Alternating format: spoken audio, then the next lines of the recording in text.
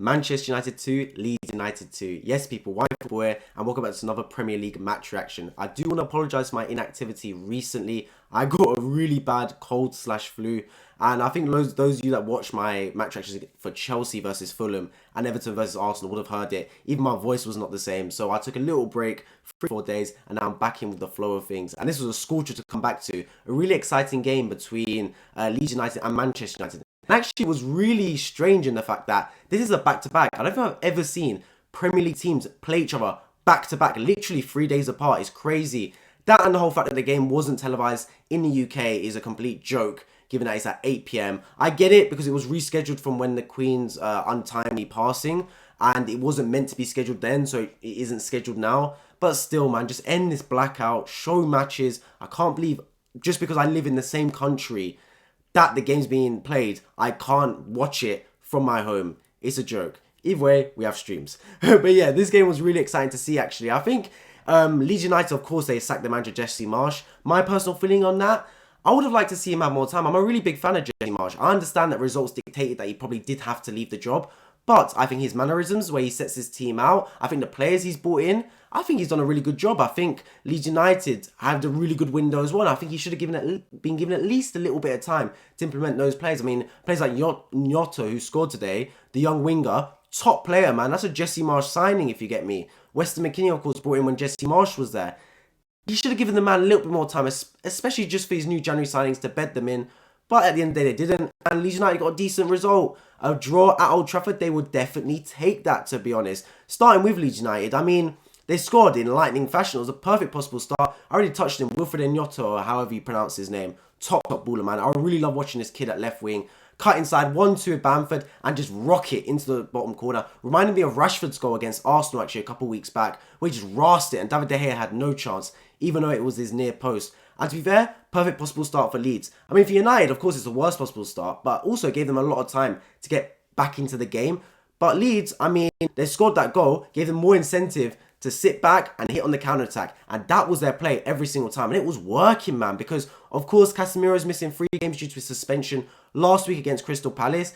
And I'm sorry, but running Fred and Sabitzer as a lone 2 in midfield does not work. Whenever there was a transition, United were at sea, and Leeds United had all the joy in the world. They just were not clinical enough up front. They had a few chances. They just couldn't convert in that first half. Going the other way though, Manchester United looked dangerous. They were growing in the game. They just weren't having enough sustained attacks. I think their biggest chances came when Sabitzer had a half volley, which was a bit of a half chance, not an easy chance by any stretch of the imagination. And then Garnacho rounded the keeper, but couldn't quite finish it off. But other than that, I thought Leeds United were comfortable. And going into the halftime break, I'm sure their manager will be definitely the happier of the two. I'm really delighted. Then out in the second half, Leeds started very quickly again. This time a goal, I believe it was Somerville, deflected off Varane into the corner. And hey, it was 2-0 Leeds. At that point, I was thinking, hold on a minute, they could actually probably get a result here. Because, when Leeds went 1-0 up, I was thinking, you know what, United are going to grow into this game. They're a team that's looked really solid this season. I still expect United to win that game. But 2-0, I was thinking, hold on, it's dangerous. United, thankfully, they still had 40 minutes to turn that game around. I knew if United get a goal, it would be very dangerous for Leeds United because United would have their crowd, the momentum behind them, the better quality players, to be completely honest, and more enough in their tank to get a victory. They did score. They pulled on back from Rashford, top header. He's been on lightning form this season. For me, one of the best players in the world right now and the best player in the Premier League this season alongside Odegaard. Them two have been absolutely top. Marcus Rashford gets one back and off the bench. Welcome back, Jadon Sancho. He's been on annual leave for a bit, man. Out here training, trying to get his fitness up. He comes back and he does score against Leeds. And I'm thinking, ooh, a 2-2. Still 15 minutes or so left. 20 minutes probably. United probably could go on to win this game. But Leeds United, fair play, they stood firm. After being 2-0 up, they probably were thinking, how do we throw away and only get a point? But if you ask them before the game, would they take a point at Old Trafford? 100% they would. And although they couldn't go on to win the game, they found a way not to lose the game. And that's really, really important for Leeds United, man. And for their new manager, look, I don't expect him to stay around long because this is an interim manager right now. But the new manager that does come in, I expect him to inherit a squad that is more than capable of staying up in this Premier League, to be honest. I believe this is Leeds' 3rd season in the Premier League. And for me, I think the 3rd season is super, super important, right? Because if you pass the 3rd season, you become a solidified team in the Premier League. according to myself. That's just my thoughts on it. Of course, it doesn't mean that you're not going to get relegated in the future. I'm not saying that. And just because you haven't reached 3 seasons doesn't mean you're not a Premier League team by any stretch of the imagination. I just see it like this. There's a lot of teams in England that are yo-yo teams, as I call them. The likes of the Watfords, the Norwiches, the Fulhams. Although Fulham have been done good this season. Those type of teams that just bounce up and down every 2-3 seasons from Championship to Premier League. You don't want to be that type of side, man. But once you're here for 3 seasons, you've had 3 years of Premier League proven players at the squad, 5 or 6 transfer windows, 3 years of Premier League money entering your accounts. You should be fairly constant, and that gives you a foundation to build off, just like Brighton are doing now, who are looking to really kick up this table and potentially push for you. So I think this is big for Leeds United. It's a massive club, of course. They did really well in January to recruit some top players. I mean, that Rutter guy. I mean, 30 million odd for a striker is really a lot of money. You especially need him because they're looking to be clinical. I mean, they're all right today scoring 2 goals, but Leeds' problem have been that they're not converting enough chances for me. And Patrick Bamford, we all question his durability. When he's in the side, he's decent, but can he stay fit a whole season? And of course, Weston McKennie, top signing from Juventus as well, man. It's a really good signing. Adds to that American core there, so he should bed in just fine, to be honest. I haven't watched a lot of Leeds this season, I'm being completely honest, but when I have seen them play, I think they played really well. I remember watching them against Arsenal early in the season, and honestly, they're one of the few teams that put up a big fight against Arsenal and probably deserved that win. In that second half, they were all over Arsenal, man.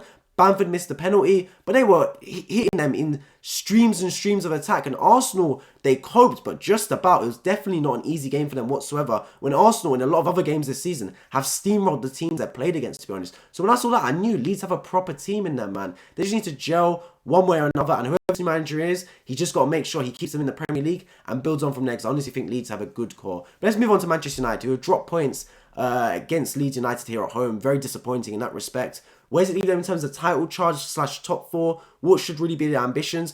For me, this is a massive missed opportunity for them. We know what's happened in the week with Manchester City, who have had charges against them from the Premier League, from UEFA, from everyone it seems. Over 100 charges against with some of them including FFP. City's heads are not quite there. We've seen it this season already. They're not quite performing at their usual best. I think the fact that they could potentially have a points deduction, although not necessarily this season. United should have been there and grabbing onto that opportunity with 2 hands. Because I'm sure, despite Arsenal's position, they would rather be in a title race with Arsenal than Man City.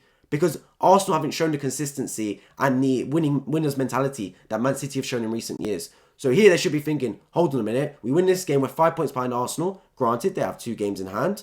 But 5 points behind Arsenal, there's still 17 or so games left this season. We could really go for a run here. But they didn't. They just faltered. They dropped points. Missing CASEMIRO, I definitely say so. I think it's a massive miss for them in that midfield. And it's just 2 points dropped. By all accounts, I really can't say it any other way. I think in terms of top 4, they'll be fine, to be honest, because Liverpool and Chelsea are just not at it. I think they'll be back next season, don't get me wrong. But this season, they are just not at it whatsoever. I think the only competition for top 4 is Newcastle and Tottenham. And there's 2 spaces between those clubs. And United are in pole position right now. And I believe actually playing the better football. So they should be alright. I mean, Tottenham beat City on the weekend.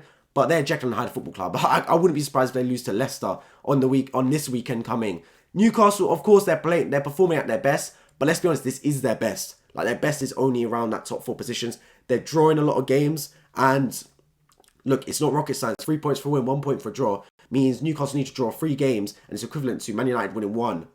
And then losing 2. Do you get what I mean? So I think United got enough quality to get into that top 4. But for me, they should really have been pushing on, man. Especially given that they won last week while both Arsenal and Man City lost. This will be a perfect chance to back that up, win again. But they didn't. They now go to Ellen Road, which will be a tougher game than this. Make no mistake about it whatsoever. When I watch Leeds at Ellen Road, they've been really good. They beat Chelsea 3-0 right at the start of the season. Give a tough game to Arsenal. Against Man City, of course, they kind of got steamrolled there. But it is what it is. It's one of the first games back. Leeds are United a good team at home. So yeah, but it gives them a perfect opportunity to bounce back in regards to Manchester United from what's, let's be honest, what's a disappointing result today. I guess the good thing is that they showed their fighters mentality to be able to get back into the game. Because of course, like going 2-0 down is never easy. But in front of their home crowd, they showed enough mettle to get back in the game. They just couldn't quite go on to win it. As always, let me know your thoughts on the match in the comment section down below. I'd love to hear it if you're a Leeds United fan, Manchester United fan, or a football fan of any other club. I'd really love to hear it. If you're new around and you love football match reactions and other football content, make sure you subscribe down below on my road to 2,000 subscribers. I've been White Football. Hope to see you all in my next video.